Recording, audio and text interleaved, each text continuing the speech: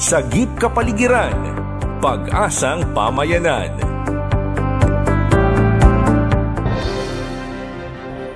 Lubang nababahala na ang Armed Forces of the Philippines sa patuloy na pagdagsa ng mga Chinese fishing vessels sa West Philippine Sea. Sa monitoring ng Westcom nito lamang nakaraang linggo sa bahagi ng Rizal Reef na may layo lamang na 148 kilometers sa Palawan at nasa loob ng exclusive economic zone ng bansa ay nasa 20 malalaking fishing vessel ang halos din na dito umaalis. Meron din sa Sabine Shoal na mas malapit na sa Palawan. Ito umano ay paglabag na sa sovereign rights ng Pilipinas. Ayon sa Westcom, umabot pa nga daw itong nasa 4 na po nitong June na halos 10 lamang noong January.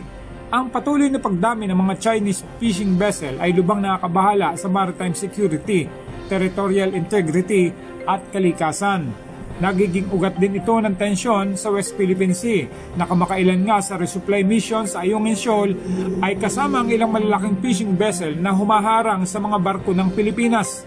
Sa tansya ng mga otoridad, sinusubukan ng Chinese na magkaroon ng presensya malapit sa Recto Bank na pinaniniwala ang mayaman sa gas sa pamamagitan ng mga fishing vessel na equipped ng maraming communication at water cannon na mukha namang hindi ginagamit sa pangingisda. Samantala, hindi na rin makapangisda ang mga Pilipino sa Scarborough Shoal dahil sa nakaharang at nagbabantay ng mga Chinese vessels. Sabi dito ng Armed Forces of the Philippines, may tuturing itong insulto sa Pilipinas dahil sakop nito ang Scarborough Shoal na mas kilalang Panatag Shoal o Baho de Masinloc.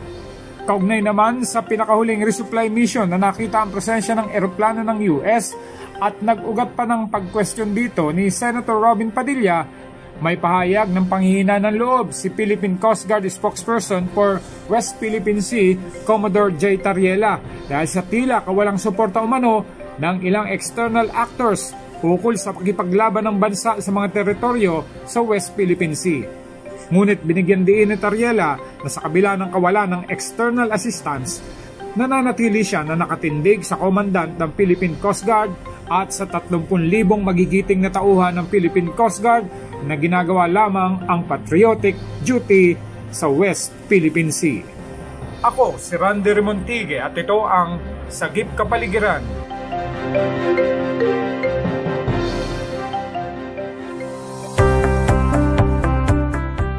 Sagip Kapaligiran, Pag-asang Pamayanan.